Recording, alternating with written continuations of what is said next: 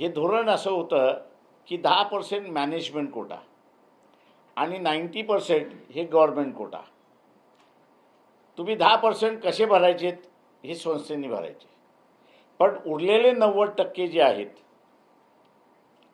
हे उरलेले 90% महाराष्ट्र शासन भरेल आणि त्यांना ज्या फिया भराव्या लागतील, शासन चालवणारे कॉलेजेस जे आहेत त्यांना ज्या फिया भराव्या लागतील त्याच त्यांना भराव्या लागतील, हे धोरण होतं. कर्नाटक महाराष्ट्राचं हे धोरण नंतर मग इतर राज्यांनी स्वीकारलं आणि इतर राज्यांमध्ये स्वीकारल्यानंतर महाराष्ट्रातलेच आपले असणारे PA इनामदार की ज्यांची पुण्यामध्ये असणारं संस्था आहे, त्यांनी सुप्रीम कोर्टामध्ये एक याचिका दाखल केली.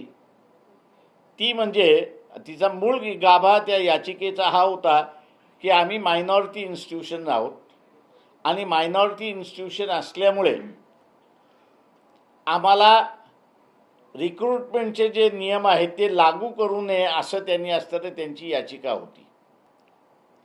कोर्टाने ती याचिका जी आहे तिचं कन्व्हर्जन केलं, 11 जजेस बेंचकडे पाठवलं आणि 11 जजेस बेंचकडे पाठवून एक प्रश्न उपस्थित केला की why some student should pay for all the students.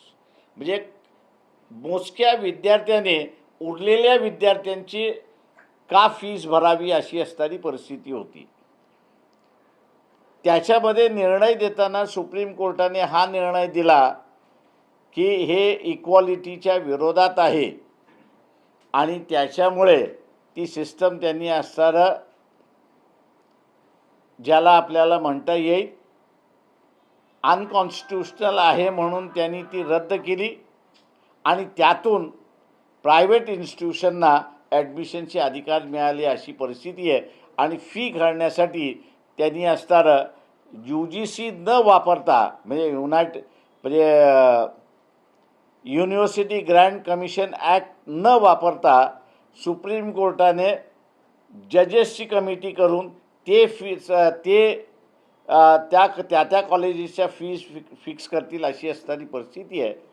आणि त्याच्यामुळे स्टेटचा इंटरेस्ट शिक्षणामधला हा कमी झाला आणि आपण असणारा बघताय की विद्यार्थी अधिक आणि संस्था म्हणजे सीट्स कमी अशी असणारी परिस्थिती आहे. त्याचं कारण मी अगोदरच्या विवेचनामध्ये आपल्याला केलेलं आहे. त्या सगळ्या ह्याच्यामध्ये लक्षात घेता आपण जो विचारलेला आहे की इथे